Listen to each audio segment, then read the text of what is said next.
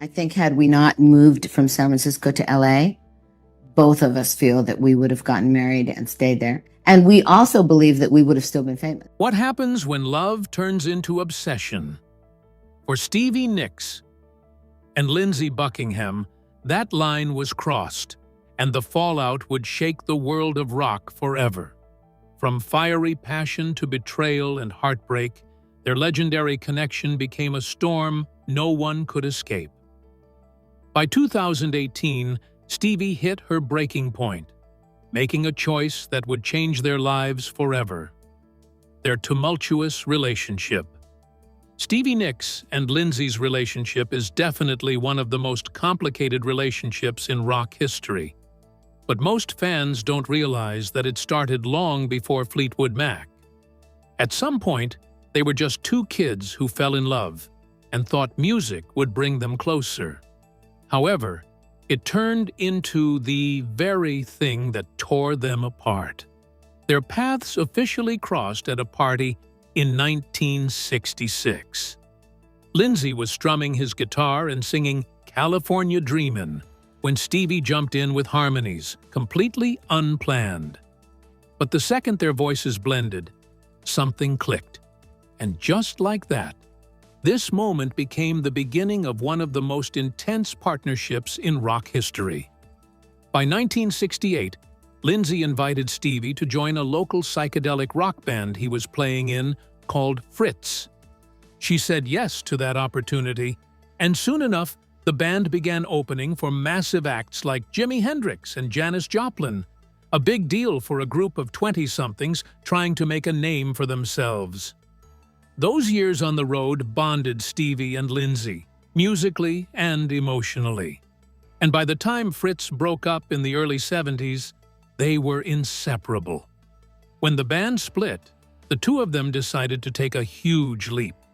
They packed up and moved to Los Angeles, chasing a dream that felt impossibly far away.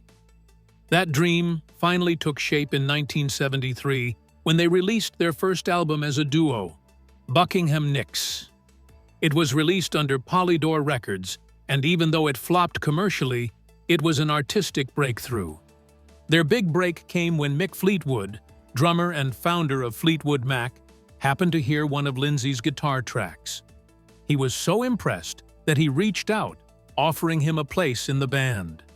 But Lindsey had one condition. Stevie had to come too. It wasn't up for debate. He refused to join anyone without her. In 1975, Fleetwood Mac's self-titled album was released, featuring both Stevie and Lindsey for the first time. It was an instant success. But success, as it often does, came with a price. Behind all the hits, tours, and growing fame, their relationship began to unravel, and the same passion that fueled their music began to tear them apart. When the band started working on Rumors in 1976, those cracks turned into full-blown fractures. By the time the album was released in 1977, the world saw the masterpiece. Over 40 million copies sold. Some estimates even say closer to 45 million.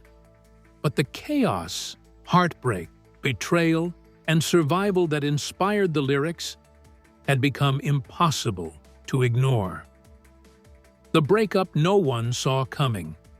By 1976, Stevie and Lindsey's relationship had become too complicated, too painful, and almost impossible to fix. The tragic breakup happened right in the middle of recording the album, Rumors. While it wasn't a dramatic overnight decision, they both slowly realized that things just weren't working anymore. In fact, Stevie later admitted she felt emotionally exhausted, like she was giving everything and getting nothing back. Lindsey, on the other hand, was fighting his own frustrations, which ranged from jealousy to control, and even the struggle to separate their love life from their work. While they both tried to stay professional, every argument and every look across the studio carried years of unresolved emotion. That tension ended up shaping the album Rumors. Lindsey channeled his anger into Go Your Own Way, a song that hit hard, both musically and personally. It was his side of the breakup laid bare for the world to hear. But when Stevie first heard it, she was furious. Not just because of what it said, but because everyone would know it was about her. And so, in response, she wrote Dreams, a softer, more reflective answer to Lindsey, and her way of saying she understood things were over, but still wished him peace. These two songs became the emotional core of the album. But it didn't stop at these two songs. Stevie poured her heart into Silver Springs, her most personal song about Lindsey. This song was full of regret, longing, and heartbreak. But when the band decided to leave it off the album, she was completely devastated. Stevie felt like her voice was being silenced, and years later, she admitted that it was a very hard pill to swallow. In the studio, things got worse. At some point, they could barely record in the same room without the tension clouding the music. In fact, some producers reportedly described these sessions as tense and emotionally draining. Ken Kailat, who worked on the album as a producer, confessed in an interview, "They were like husbands and wives who were connected through money and kids but couldn't get a divorce and were always at each other's throats. There was the constant pain of, he cheated on me, or he's leaving me, or he hates me, or I hate him." Yet somehow, they kept producing magic. They recorded separately whenever possible, passing tracks back and forth to avoid face-to-face arguments. On stage, they were electric, staring each other down, singing lyrics that came straight from their pain, and turning heartbreak into art. The audience saw passion, but the band knew it was pain. Surprisingly, this emotional tension and raw chemistry became the very thing that made Fleetwood Mac unforgettable. Behind the spotlight, though, Stevie and Lindsey had gone from being two dreamers chasing success to two strangers trapped inside their own legacy. What made the rift even harder to hide was how the band kept getting bigger. Rumors, for one, became one of the best-selling albums of all time. Millions of people were singing along to songs that came from their breakup. And every interview, every tour, and every photo shoot forced them to stand side by side, reliving the pain. But just when it seemed like time might finally heal what fame had broken, another devastating clash exploded everything all over again. The 1987 creative rift. By the mid-1980s, the distance between Stevie and Lindsey wasn't just emotional anymore. It had become creative. Years of working side by side, balancing egos, and living through fame had taken their toll. They were no longer the same people who once dreamed of making it together in Los Angeles, and it felt like they were moving in opposite directions. Inside the band, tensions were higher than ever. Lindsey had taken a stronger hand in production, especially during the making of Tango in the Night. He was meticulous, perhaps even obsessive, about every note and harmony. He wanted precision, control, and a clear artistic vision for their music. However, Stevie, on the other hand, felt increasingly pushed aside. She had built her own identity as a solo artist by then, with hits like Edge of 17 and Stand Back, and being in Fleetwood Mac meant enduring an environment where she no longer had full creative freedom. The tension reached a breaking point in 1987, when the band was preparing for their Tango in the Night tour. Lindsey decided to leave Fleetwood Mac just before the tour began, citing burnout and creative differences. But it wasn't just about exhaustion. He was clearly frustrated. Lindsey wanted space and control over his own music without the chaos that came with the band. While this decision came as a shock to Stevie, in some ways, it was a huge relief. She had grown tired of the constant push and pull with him especially the control, emotional battles, and the unspoken resentment that had built up over years. But what really shook everyone wasn't his departure itself. It was what happened right before it. During a band meeting to discuss the upcoming tour, emotions boiled over. Several insider accounts from band members suggest that a physical confrontation broke out between Lindsey and Stevie. But this time around, it wasn't just another argument. It was years of unresolved anger spilling out in a moment of rage. According to reports, Lindsey's temper flared, and things turned physical. It was an ugly scene, and it was the moment that confirmed that the two of them could no longer exist in the same creative space. Stevie later admitted she felt a sense of relief after Lindsey left, because working with him had become emotionally toxic. Their partnership had turned into something draining, and his exit felt like the only way for her to breathe again. Still, it wasn't an easy chapter for any of them. Lindsey had been a core part of Fleetwood Mac's sound. His production, arrangements, and guitar work were integral to the band's identity. His departure forced everyone to rethink how they would move forward without him. The solution came in the form of two new members, Billy Burnett and Rick Vito. They joined to fill the gap Lindsey left behind, bringing their own style to the group. However, the band's sound slowly shifted, becoming a little softer and a little less experimental. While they were still a band, things were never the same without the creative spark and tension between Stevie and Lindsey. Unsurprisingly, the wounds didn't heal quickly. There were still lingering resentments, unspoken words, and the ache that comes from losing someone who had once been both your creative partner and your greatest emotional challenge. Although Lindsey eventually rejoined the band, the shadow of their fallout never really left. But the most heartbreaking challenge Stevie and Lindsey would face was the personal struggles that the years ahead held. Shadows behind the fame. The most devastating challenge Stevie had to deal with was her tragic struggle with addiction. By the late 1970s, the endless tours, the pressure to stay creative, and the emotional fallout from her breakup with Lindsey had started to take their toll. The energy she poured into performing left little room for rest or healing, and unfortunately, she turned to substances to keep going. While it began as a coping mechanism for the exhaustion and emotional chaos, it quickly spiraled into dependency.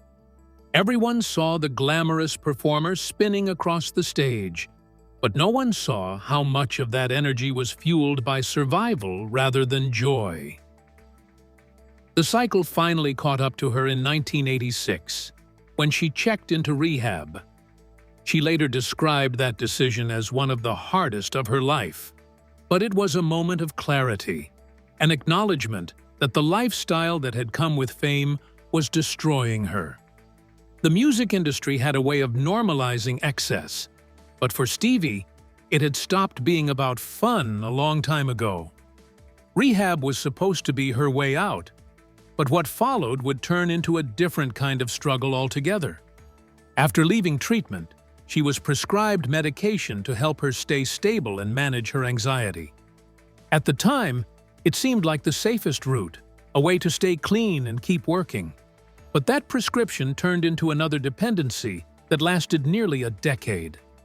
Later, she described those years as her 8 lost years, a period where she felt foggy, detached, and creatively paralyzed. She was functioning, but she wasn't really there. Her spark had dimmed. While she was fighting her own internal battles, her personal relationships kept falling apart. Stevie had several high-profile romances throughout the years with Don Henley of the Eagles, Joe Walsh of the same band, and others who moved in the same musical circles. On paper, they seemed like perfect matches who understood the chaos of fame and the creative lifestyle. But in reality, none of them lasted. Stevie wanted love, but the kind of love she found in that world always came with complications. There was passion, but never peace. She kept searching for something steady, But the truth was, her life didn't allow for it. The more famous she became, the more isolated she felt. Her health also began to reflect the years of strain. She battled the Epstein-Barr virus, which left her weak and exhausted, making touring nearly impossible at times. The endless performances had also taken a toll on her voice, leading to vocal strain that forced her to slow down. This was particularly heartbreaking because her entire identity was built around her voice and her stage presence. Every canceled show felt like a personal failure and a reminder that her body and mind were finally demanding the rest she had ignored for years. Stevie also dealt with heartbreaking losses over the years, the kind that left wounds she could never really close. One of the hardest was the death of her close friend Robin Anderson. Robin had been one of the few people Stevie truly leaned on, especially during her most chaotic years. When Robin passed away, Stevie was shattered. It felt like losing a part of her emotional foundation, and she carried that grief with her for years. Through it all, Stevie tried to keep her career moving forward. Her solo work gave her the freedom she had craved in Fleetwood Mac, but it also came with new pressures. After early success with albums like Belladonna and The Wild Heart, the momentum started to fade. By the 1990s, her album Street Angel was met with poor reviews and disappointing sales. At some point, she felt disconnected from her own music, and she tried to find her way back to herself after years of turmoil. The songs didn't carry the same fire. The music industry was changing, and Stevie's mystical, introspective, unapologetically emotional style didn't fit easily into the new trends. But even then, she refused to fade away completely and kept performing, even when the critics said she was done. While Stevie was fighting her own demons, Lindsey was wrestling with his in a completely different way.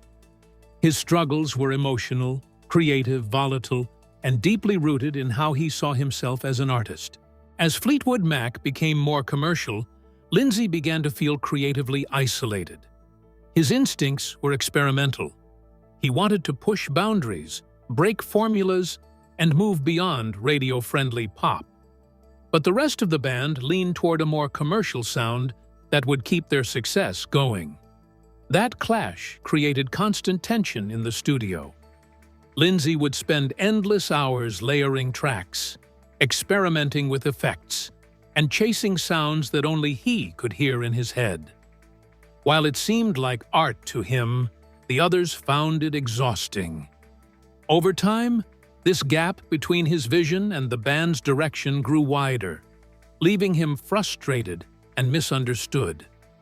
Even outside the studio, the emotional fallout from his relationship with Stevie never fully left him.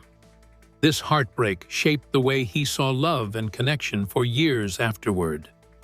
No matter how much time passed, the tension between them never really disappeared. They could be in the same room, singing the same songs, but there was always a current of unresolved emotion. He once admitted to feeling abandoned after their breakup, and that sense of loss seemed to follow him long after they stopped being a couple. He poured that pain into his music, creating songs filled with longing, regret, and resentment, as if writing was the only way to keep her close, while convincing himself he had moved on. His solo career gave him the creative control he always wanted, but it came with its own frustration. Albums like Law and Order and Out of the Cradle earned critical praise, but never reached the commercial heights of Fleetwood Mac. To the public, Lindsey would always be part of the band, but he was rarely recognized as the visionary he believed himself to be. This imbalance of being praised yet overshadowed was something he never quite got over, and it constantly made him feel like his best work was trapped within the identity of a group he could never fully control.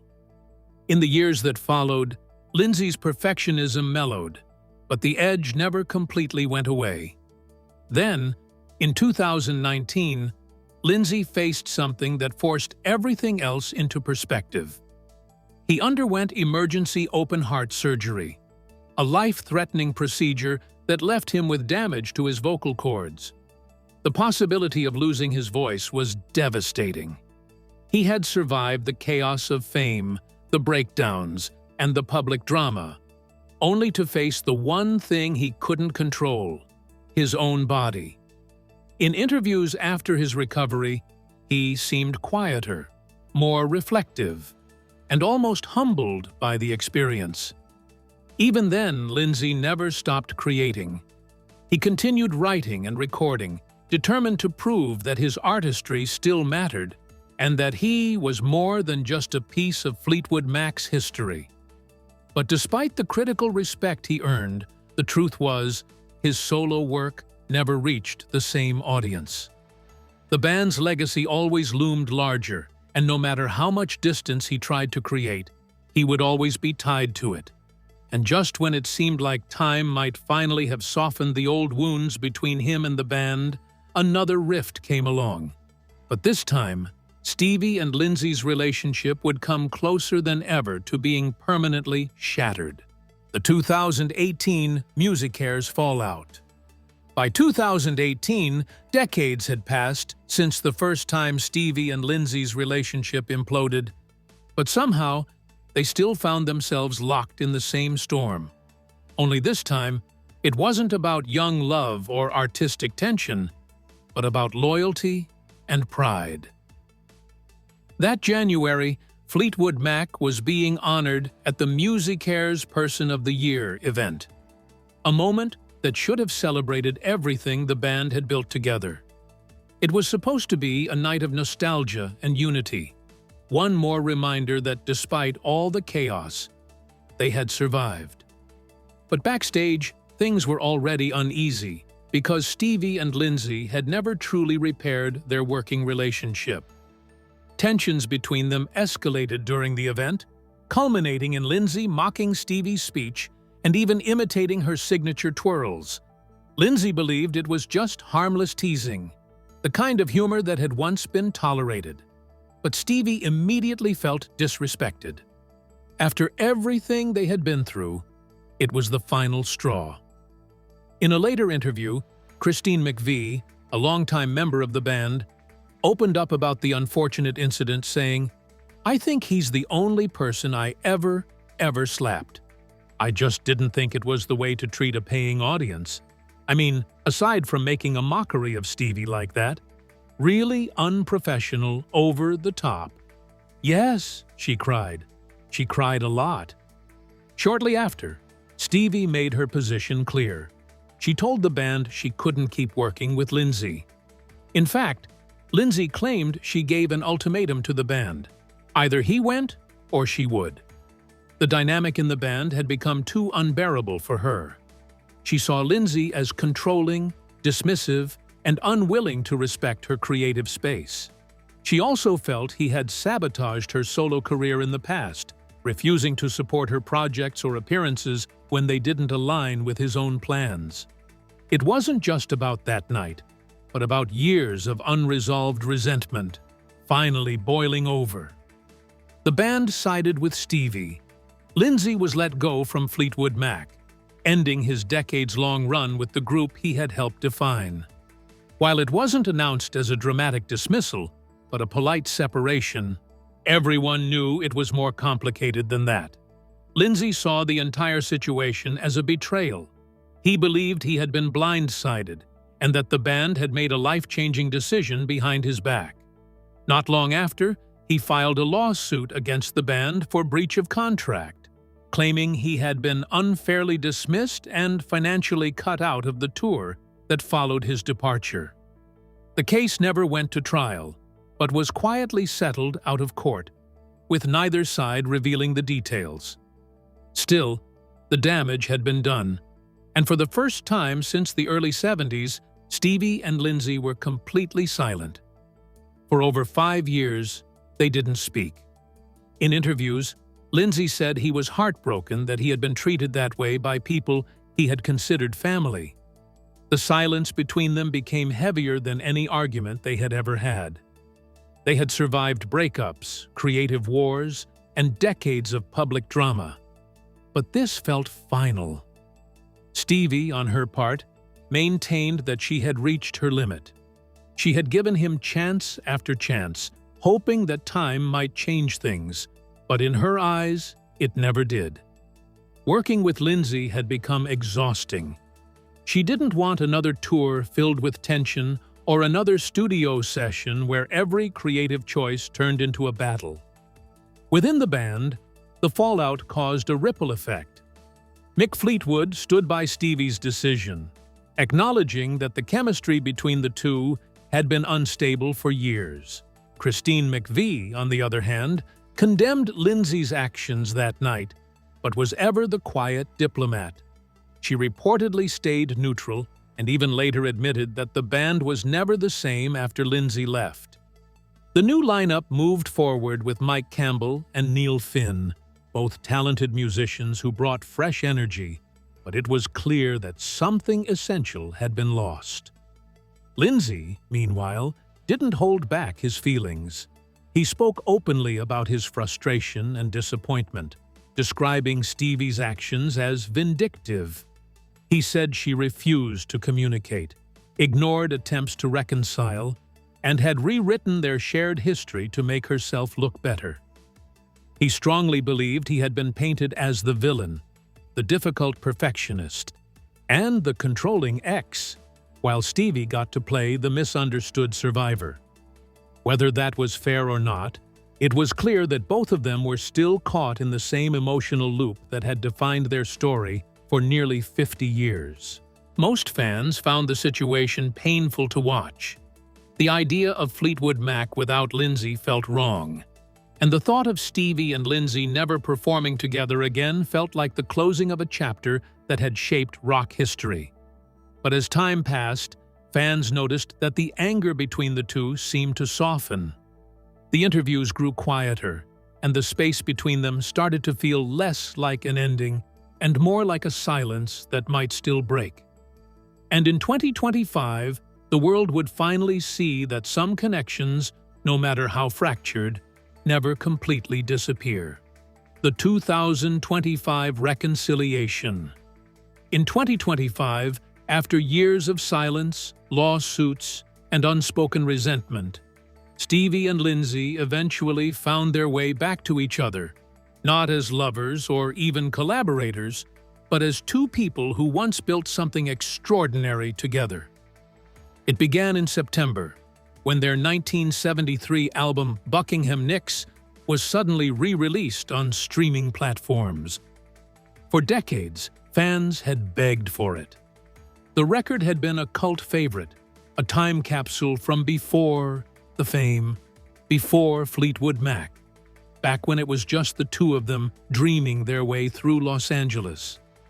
The reissue came without warning, but the timing was unmistakable. It was the first public sign that something between them had shifted. Almost immediately after the re-release, both Stevie and Lindsey appeared on the podcast Song Exploder separately to discuss their song Frozen Love. It was a fitting choice. That track had always captured the early spark of their partnership and the moment when their sound truly began to form. During her interview, Stevie revealed they had spoken the night before recording, their first real conversation in years. It wasn't an emotional reunion or a long phone call, just a simple exchange that felt like a door finally opening after being locked for too long. What followed was even more personal. Stevie shared a letter she had written to her parents back in 1973, when she and Lindsey were struggling to make ends meet. In it, she had written about how she believed in him and how she was certain his music would someday be remembered. She said her mother had kept that letter tucked away for 50 years, folded neatly in a drawer, waiting for the right moment to resurface. Sharing it now felt symbolic, as if she was finally acknowledging how much their journey, no matter how turbulent, had shaped who they both became. On July 17, 2025, both Stevie and Lindsey posted coordinated messages on Instagram. The posts weren't identical, but they mirrored each other almost like a quiet nod, a reflection of peace, and a sign that the animosity had faded. The tone was warm, like two old friends who had finally decided to put the past down. This was the moment fans had been waiting decades to see. Within hours, social media erupted. The reunion dominated headlines. Music outlets called it historic. Fans flooded the comments with emotional messages, and older generations reminisced about what their music had meant to them. Younger fans, who had only ever known their story through documentaries and interviews, watched in awe as the two figures they had always associated with heartbreak and conflict finally seemed to find calm. Lindsey later described the reconciliation as a sense of completion. After the highs, the chaos, and the separations, they had finally come full circle, and the bitterness had melted into perspective. Stevie herself reportedly admitted that reconnecting after all those years had felt surreal, like stepping back in time while realizing how much they had both changed. While their conversations since then have been private, what's known is that these two people have quietly decided to let forgiveness replace old grudges. From the way they both spoke about each other, fans could finally see softness instead of resistance. Perhaps the years of estrangement had stripped away the pride and the pain, leaving only gratitude for the music they made and the life they once shared. The re-release of Buckingham Nicks in September 2025 became the final bridge back to where it all started. Fans listened with new ears, knowing the history that had unfolded since those songs were first recorded. The harmonies that once sounded like youthful passion now carried the weight of everything they'd survived. It was the same music, but the meaning had deepened, not just for them, but for everyone who had followed their story through the decades. And for the first time, it truly felt like the story of Stevie Nicks and Lindsey Buckingham wasn't so tragic anymore. Would you love to see more of Stevie and Lindsey together? Drop your answers in the comments section below. If you enjoyed this video, don't forget to click on the next video on your screen, like this video, and subscribe to our channel for more updates.